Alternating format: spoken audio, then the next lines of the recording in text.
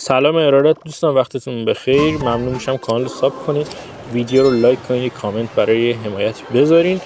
ببین این از اون دکایی که طرف همش داره میریزه رو زمین دیگه، همینجوری فقط میریزه. نسبت فکر کنم اکسیرش 3 باشه، اصلا خیلی پایینه. منم میگم اصلا این گابلین چی میگن اسمش؟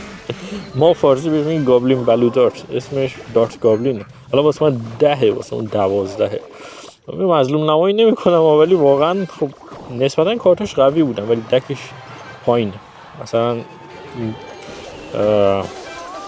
بشکه گابلینش واقعا لول 12 خیلی خفن. آقا اینجا رو فقط شما حرکت نگاه کنین، اینجا تاور داره گلدن نایت رو میزنه و از اون بشکه ریختم و راحتی گرفتم. خیلی خفن بود حرکتم. و دیگه بقیهش هم فقط دفاع دیگه، فقط دفاع نکنم. اینجا میپکا انداختم. اون داداشمون اسمش نمیدونم چیه، تا هم ندارمش که اسمشو بدونم، گرفتم دفاع شد.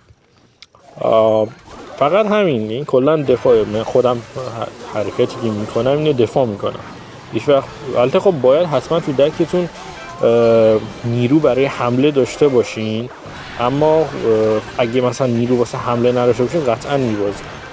ولی خب به نظرم بهترین حمله دفاعه.